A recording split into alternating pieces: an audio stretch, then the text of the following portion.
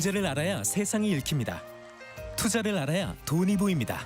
KBS 1라디오 경제쇼.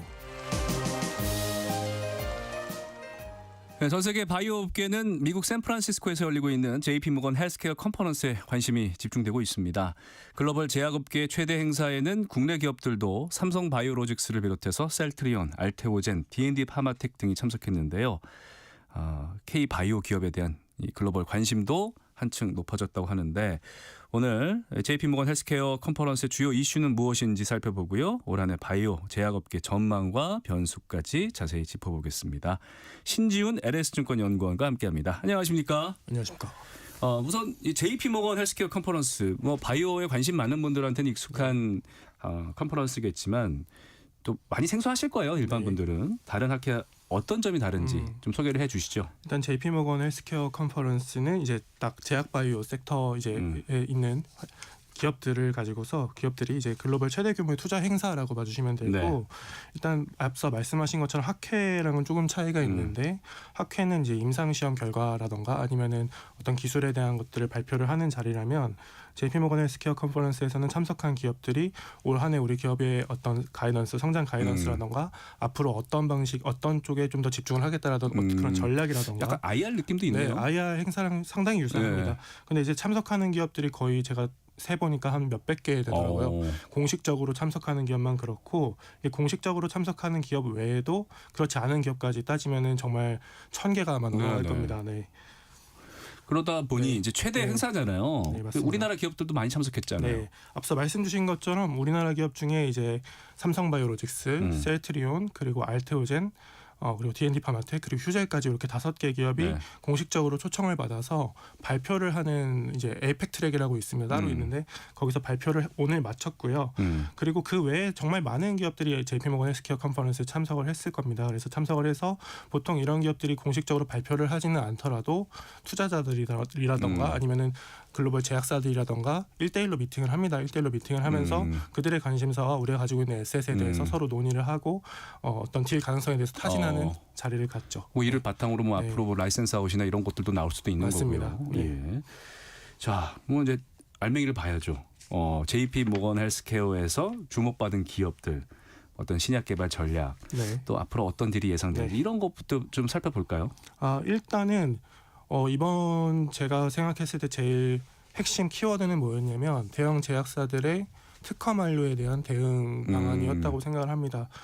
일단은 잘 아시는 것처럼 이런 약은 특허 기간이 정해져 있어서 특허 기간이 끝나게 되면은 값싼 약으로 풀릴 수가 있죠. 그럼 그 제약사들이 10조, 20조 팔고 있던 그 매출을 바로 잃어버리게 되기 때문에 그 특허 관리에 대한 부분이 상당히 중요하고, 그러한 특허 절벽이 2030년까지 상당히 계속 지속이 될 것이기 때문에 모든 제약사들이 현재 고민은 우리가 특허 절벽에 대해서 어떻게 대응을 하고 그 빈 공백을 어떻게 메꿀 것인가에 대한 고민이 가장 큰 상황이고요. 그런 의미에서 제형 변경이랄지 이런 부분도 맞습니다. 주목받고 있지 않습니까? 네, 맞습니다. 그럼 제형 변경을 하게 되면은 기존 약의 특허 기간을 연장을 할 수 있기 때문에 그런 것이고, 또한 자사가 가지고 있는 어떤 약물에 제형 변경을 한다거나 아니면 용량을 바꾼다거나 이런 방식도 또 있겠죠.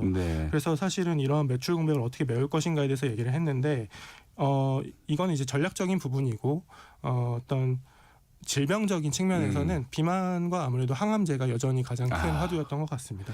저게 보면 이제 비만은 이제는 질병이라고 하잖아요. WHO에서 질병으로 했고, 워낙 그 비만 관련해서는 좀 GLP-1이 화두다 보니까 맞습니다. GLP-1 관련된 이야기들이 많이 나왔겠네요. 네. 일단은 모든 투자자들이 GLP-1 시장에 대해서 조금 더 낙관적으로 생각을 하게 된 것 같아요. 그래서 저도 얼마 전에 자료를 작성을 하긴 했습니다만 2030년이 되면은 비만 치료제 시장이 100빌리언 달러, 하나로 한 140조 원 정도가 될 거라고 작성을 했었는데, 그때보다도 현재 지금 추정치가 다들 시장에서 보는 추정치가 올라갔어요. 150빌리언 달러. 그러니까 하나로 200조 원 가까운 수준까지 올라간 상황이고, 그만큼 낙관적인 상황인데, 사실 이 GLP-1을 가지고서 이제 제일 잘하고 있는 회사가 릴리이지 않습니까? 그래서 릴리의 발표를 들어보면 릴리가 생각하는 이 GLP-1의 앞으로 세상에 미칠 영향이라던가 진행될 방향을 우리가 알아볼 수가 있는데, 릴리 참고로 이제 마운자로 만든 회사. 맞습니다. 예, 맞습니다. 근데 이게 단순히 살을 빼주는 게 뿐만이 아니고 심장이라던가 간이라던가 신장 건강과도 연관이 있다라는 거는 이미 잘 알려져 그렇죠. 있었어요. 비만의 네. 만병의 근원이니까 맞습니다. 살을 빼면 당연히 심혈관계 네. 질환이 좋아질 수밖에 맞습니다. 없으니까요. 많이 잘 알려져 있었는데 이번에 또 어떤 얘기를 했냐면 이게 염증이랑도 또 굉장히 큰 관계를 가지고 있어서 자가면역 질환이라던가 네네. 뇌질환이라던가 뇌도 사실 염증이 생기면은 그렇죠. 질병이 발생할 수 있고 그런 부분과의 연관성도 또 고민을 하고 있는 것 같아요. 그래서 이번 JP모건 헬스케어 컨퍼런스 직전이었던 것 같습니다. 아마 그때 릴리가 조그마한 M&A 딜을 하나 했는데 네. 미국에 이제 벤틱스라는 회사를 샀어요. 이제 네. 벤틱스라는 회사를 하나로 한 1.5조 원 정도 수준에 산 것 같고 어떤 기술을 수용하기 위해서 했나요? 이 벤틱스라는 회사가 가지고 있는 기술은 염증과 관련된 저분자 화합물, 약물을 가지고 있던 회사였는데 마침 이 벤틱스라는 회사가 굉장히 릴리에게 눈독이 들릴 만한 했던 이유는 예. 릴리의 약물과 시너지가 있었다라는 임상 결과를 얼마 전에 또 발표를 했었거든요. 일라이 릴리의 네. 마운자 같은 경우 GLP-1과 맞습니다. GIP 두 가지 네. 이중작용을 하는데 거기다 네. 하나 더 들어간다는 거예요? 그렇죠, 맞습니다. 어. 네. 그렇게 되면서 릴리가 이런 쪽으로 굉장히 지금 크게 확장을 해나가고 있다라고 봐주시면 될 것 같아요. 근데 비만 관련해서 사실 이제 일라이 릴리의 마운자로나 노보노디스크의 위고비 같은 경우에는 주사제잖아요. 맞습니다. 이게 네. 직접 소비자가 그 환자가 복부나 이런 데다가 주사 침을 놔야지 되는데 그건 예전에 뭐 싹센다 같은 경우 매일 하루마다 맞았는데 네. 지금 뭐 일주일 뭐 한 달 이렇게 기간이 늘어났는데 아무래도 이 주사 놓는 거에 대한 네. 소비자들의 그런 좀 꺼리는 부분이 있으니까 맞습니다. 그래서 이제 먹는 알약에 대해서 네. 수요가 있다고 보고 지금 개발들을 많이 하고 있지 않습니까? 그렇죠, 맞습니다. 사실 노보노디스크가 주가가 상당히 오랫동안 좋지 않았어요. 근데 얼마 전에 먹는 약으로 비만 치료제를 출시를 하고 나서 네. 주가가 그래도 조금 소폭 반등을 한 일이 어. 있었죠. 그리고 이번에 릴리의 발표에서도 느꼈던 거는 릴리가 먹는 비만 치료제에 대해서 굉장히 중요하게 생각하고 있다는 부분이었는데 앞서 말씀하신 것처럼 주사제로 맞느냐 먹는 약으로 먹느냐 이것도 상당히 중요하지만 소비자 입장에서 제일 중요한 건 사실은 가격이라는 네. 서베이 주사들이 굉장히 많이 있습니다. 근데 릴리가 이번에 출시를 한 먹는 약은 얼마 전에 뭐 좀 공격적으로 기사가 나왔던 것 같은데 스타벅스 커피 한 잔 값으로 하루에 약을 먹을 수 있다. 하루에 $5 정도면 먹을 수 있다. 그러니까 주사제보다 네. 그 알약 형태를 만드는 게 원가가 싸서 그런가요? 정확하게 말씀을 드리면은 노보노디스크의 알약 같은 경우에는 기존의 주사제를 아까 말씀하신 제형 변경을 네. 통해서 먹는 약으로 치환을 했기 때문에 애초에 주사제가 비싸니까 먹는 약도 사실은 비쌀 수밖에 없어요. 근데 릴리의 약물 같은 경우에는 마운자로라는 주사제와는 전혀 다른 물질입니다. 흔히 생각하는 타이레놀처럼 그렇게 저분자 화합물 좀 작은 물질로 이루어져 어떻게 보면 이제 있어요. 화학식을 이용해서 맞습니다. 만든. 그래서 생산 단가가 상대적으로 주사제에 비해서 훨씬 낮죠. 그러니까 싸게 출시를 해도 이익이 날 수 있는 상황인 겁니다. 그러니까 뭐 이제 기사를 보니까 네. 경구용 시장이 뭐 한 30%까지 이제 늘어날 수 있다 전체 비만 시장에. 근데 문제는 흡수율 아니겠습니까? 경구용 그렇죠, 같은 맞습니다. 경우에. 네. 그러니까 주사제가 가장 좋은 게 네. 바로 흡수가 맞습니다. 되니까. 맞습니다. 근데 지금 이제 어떤 흡수율 부분에 있어서 네. 이런 부분도 해결해야 될 부분이 많은데 맞습니다. 일라이릴리나 네. 노보노에서 나오는 네. 경구용 같은 경우 흡수율 부분에서 어느 정도 해결됐나요? 사실 일라이릴리의 약물 같은 경우에는 저분자 화합물이기 때문에 예. 우리가 100% 흡수가 된다라고 얘기를 할 수는 없지만 애초에 작은 물질은 흡수가 잘 됩니다. 근데 그 주사제로 만들어지던 물질 같은 경우에는 흡수가 잘 될 수가 없어요. 왜냐하면 크니까. 저희가 소화를 하는 이유도 작게 부숴가지고 흡수를 하기 위해서 그렇죠. 소화를 장기로 하는 거잖아요. 들어가려면 알갱이가 작아야 맞습니다. 흡수가 되니까. 네. 그런데 노보노디스크 약물은 작게 만들어지면은 그 약효를 잃게 되는 구조거든요. 그렇다 보니까 이거를 부서지지 않는 형태로 잘 흡수를 하게 만드는 기술이 상당히 어려운 기술이고 예. 그 기술로 인해서 흡수율을 잘 되게 해서 만들었다고 치더라도 1%가 채 안 되게 흡수가 됩니다. 주사제가 몇 %라고 하면 됩니다. 주사제는 100%라고 가정했을 하면은 때요. 경구용이 1%밖에 안 된다. 네, 노보의 기술로는 그렇습니다. 예. 그래서 사실은 노보의 어떤 그 기술에 대해서는 조금 다소 한계가 있는 것 같아요.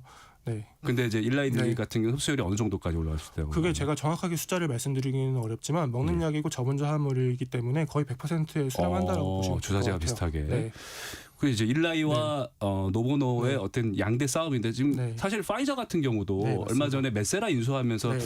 이 비만 치료제 맞습니다. 시장에 뛰어들지 않았습니까? 네. 메세라가 어떤 기술을 갖고 있기에 그 파이저에 인수가 됐나요? 크게 세 가지 포인트로 볼 수 있을 것 같아요. 첫 번째는 장기 지속형 GLP-1을 가지고 있고요. 두 번째는 아밀린이라고 하는 물질을 가지고 있는데 이 아밀린이라는 물질은 GLP-1 다음으로 넥스트 차세대 비만 파이프라인으로 꼽히고 있는 물질입니다. 그리고 세 번째로 방금 질문 주셨던 제형 변경. 근데 주사제를 먹는 약으로 바꾸는 기술. 그게 오랄 네, 링크였나요? 맞습니다. 예, 예. 이거는 이제 우리나라 D&D 파마텍의 기술을 이제 메세라가 이제 파이자한테 넘기게 된 에로를 한 거죠. 거군요. 예. 맞습니다. 근데 이제 첫 번째부터 설명을 드리면 장기 지속형 기술을 가지고 있다고 말씀드렸습니다. 싹센다는 하루 한 번 먹었어야 네. 됐고 마운자라는 일주일에 한 번.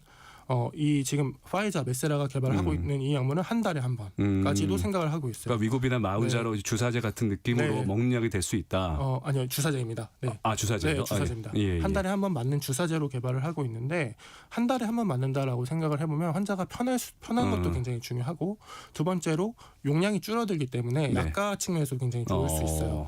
그런 강점이 첫 번째고 그다음에 아밀린에 대한 설명을 좀 패스를 하고 네. 경구 제형으로 넘어갔을 때 네. 아까 노보노디스크가 가지고 있는 흡수율 가지고 있는 기술이 별로 좋지 않다라고 예. 말씀을 드렸는데 우리나라 이제 D&D 파마텍이 가지고 있는 흡수를 촉진시키는 예. 경구 제형으로 만들어지는 기술은 동물 실험에서는 굉장히 노보노디스크 대비해서 5배 정도는 최소 10배 정도는 좋았던 걸로 제가 알고 있고요. 아직 임상 시험이 근데 결과를 못 봤습니다. 그래서 이게 동물 실험이 아니라 임상 시험에서까지 확실하게 결과가 나오면은 제가 생각했을 때는 아마 파이자도 좀 더 공격적으로 얘기를 해주지 않을까라는 생각이 들고 확실하게 좀 게임 체인저가 될 수 있을 만한 플랫폼 기술이다라고 볼 수 있을 것 그래요. 같습니다. 이제 뭐 앞으로 몇 년 네. 뒤에는 또 네. 파이저까지 가세해서 네. 이 비만 시장이 더욱더 커질 것 같고요. 맞습니다. 자, 그리고 이제 비만 치료제 얘기는 여기까지 듣고 항암 치료제. 네. 사실 우리가 예전에 항암 치료하면 네. 화학적인 항암 치료를 받다 보니까 뭐 살도 빠지고 머리도 빠지고 그러다가 요즘에는 뭐 표적 항암제, 면역 항암제 여러 가지 항암제가 나오고 있지 않습니까? 네. 그 중에서 특히 요즘에 주목받고 있는 기술도 좀 살펴볼까요? 이번에 JP모건 헬스케어 컨퍼런스 굉장히 초기에 큰 딜이 하나 나왔어요. 에브비라는 네네. 회사랑 이제 중국의 램젠이라는 회사가 계약을 체결했고 램젠의 어떤 신약에 대해서 에브비가 거의 하나로 7조 원 정도 되는 수준의 토탈 네. 규모의 계약을 체결한 게 이번 기간 동안 가장 큰 딜이었던 것 같은데 이 딜이 이제 말씀하신 항암제에서 나왔습니다. 근데 이 항암제는 어떤 항암제냐면 이제 지금까지 작년까지 가장 많이 팔린 항암제가 이제 키투르다라는 네네. 약물이고 이제 키투르다라는 약물은 면역 세포들이 암세포를 공격할 수 있도록 만들어주는 기존의 약물입니다. 그런데 면역 세포들이 암세포를 공격할 수 있도록 만들어주는 거다 보니까 어떤 암종이든지 상당히 많은 암종에서 쓰일 수가 있어요. 그리고 효과도 굉장히 좋습니다. 그러니까 다른 적응증으로 넘어가기 쉽다. 맞습니다. 예. 그렇다 보니까 제일 많이 팔린 거죠. 예. 40조 원 정도 팔렸던 걸로 기억을 하고 있는데 네. 근데 이 키트로다의 아성을 위협하는 약물이 있어요. 근데 그 약물의 기전이 이제 PD-1이라는 예. 키트로다의 타겟에다가 플러스 알파로 VEGF라는 타겟을 추가로 한 네. 이중 항체 약물이라고 봐주시면 되는데 그러니까 항체를 하나 더 늘린 거예요? 맞습니다. 예. 네. 근데 이 VEGF라는 타겟은 어떤 역할을 하냐면 그 암세포들은 굉장히 빨리 성장을 하는 네네. 특징을 가지고 있습니다. 빨리 성장을 하려면 에너지를 많이 공급을 받아야 돼요. 에너지를 많이 공급을 받으려면 영양분도 필요하고 네. 혈관이 많아야 됩니다. 그럼 혈관을 없애주면 암세포를 죽일 수가 있는 거죠. 네네. VEGF가 하는 역할이 혈관을 생산하는 역할을 하기 때문에 VEGF를 차단을 하게 되면은 암세포를 죽일 수 있는 기전이라고 보시면 되고, 근데 이거를 이제 앞서 말씀드린 키트로다의 기전과 방금 말씀드린 혈관을 죽이는 기전을 합쳤더니 시너지가 난 거예요. 그래서 키트로다의 아성을 위협하고 있는 상황이고 네. 그러한 약물들을 가지고 있는 회사들을 빅파마들이 계속해서 주목을 하고 계약을 체결을 하고 있는 거죠. 네. 그게 이번 딜의 핵심이었다고 이게 보고 있습니다. 어디였다고요? 에브비랑 에브비랑 중국의 램젠이 램젠이라는 파트너십해서 회사입니다. 네, 맞습니다. 이중 항체에다가 맞습니다. 약물 예. 접근까지 했다. 네. 예. 그런 부분이 이제 주목을 받았고, 네. 자 그리고 이게 또 재밌어요. 네. 이 AI가 맞습니다. 이 네. 제약 바이오 쪽으로도 들어왔어요. 사실 몇 년 전부터 엔비디아가 자꾸 JP모건 헬스케어 컨퍼런스에 오더라고요. 그래서 이번에도 발표를 했는데 릴리랑 엔비디아랑 같이 제약사 1등이랑 AI 1등이랑 같이 우리 AI 신약 개발을 하겠다라고 발표를 했고요. 둘이 이제 발표를 한 내용은 둘이 이제 돈을 공동으로 내서 그 랩을 설치를 하고 양사가 이제 한 5년 정도 했던 것 같습니다. 5년 동안 하나로 1.5조 원 정도 투자를 해서 AI 신약 개발 기술을 개발을 하겠다라는 내용이었고 이게 신약 개발을 AI가 어떻게 쓸 건데 약간 AI를 신약 개발을 어떻게 쓸 건데를 좀 설명을 먼저 드리는 게 네. 맞을 것 같아요. 신약 개발이라고 하는 거는 보통 후보 물질을 발굴을 합니다. 물질 디자인을 하는 거죠. 디자인을 해서 그거를 실험을 합니다. 실험을 하면 맞을 수도 있고 틀릴 수도 있어요. 근데 맞는데 이게 사람에 쓰일 수 있는 약물일 수도 있고 그러니까 그 그렇지 않을 수도 실험이라는 게 있습니다. 어떤 동물 실험 이런 걸 말씀하시는 맞습니다. 거죠? 그럼 다시 만약에 거기서 이게 적절하지 않다면 다시 최적화를 또 거치고 이 과정을 반복해서 최종 물질이 나옵니다.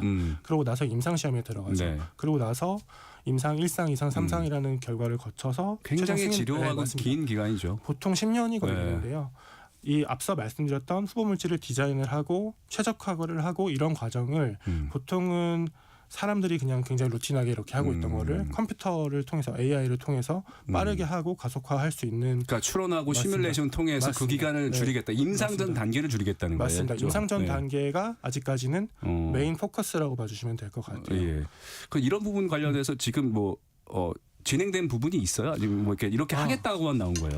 사실은 이게 네. 굉장히 아직까지는 초기 단계이다 보니까 뭐 제약사들에서 구체적으로 우리가 이러한 성과를 냈습니다라는 걸 발표를 하고 있지는 않아요. 그런데 일부 제약사들 중에서 AI를 가지고서 우리가 하겠습니다라고 출발하는 회사들이 몇몇 회사가 있습니다. 얼마 전에 이제 홍콩에 상장한 인실리코 메디슨이라는 회사가 대표적인 회사인데 그 회사는 제가 알기로는 몇 년 전에 논문을 하나 냈는데 보통 이렇게 후보물질 하나 도출하는데 최소 정말 빨라야 1년은 걸리거든요. 한 달 만에 물질을 만들었어요.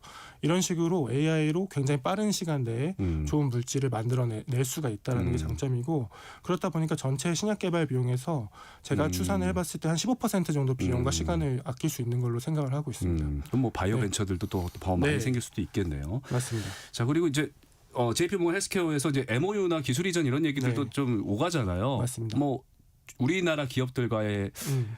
MOU, 뭐 빅딜 이런 거 관련된 얘기 나온 건 없습니까? 사실은 초반까지만 해도 이런 얘기가 없다 보니까 굉장히 주식시장에서 반응이 좋지 그렇죠. 않았어요. 오늘 오전까지만 해도 바이오 또 맞습니다. 초 맞았거든요. 근데 알테오젠 얘기가 좀 네, 나왔던 맞습니다. 것 같은데요. 예. 알테오젠이 오늘 아마 제가 알고 새벽에 발표를 했을 예. 거고 새벽에 발표를 하고 나서 뭐 따로 언론 보도가 또 나왔는데 근시일 내에 기술 이전이 나올 수 있다. 조단위 기술 이전이 나올 수 있다라는 소식에 알테오젠이 먼저 반등을 했고요. 네. 알테오젠이 반등을 하면서 대장주가 반등을 하니까 제약바이오의 좀 전반적으로 좀 반등세가 나왔던 것 같습니다. 네.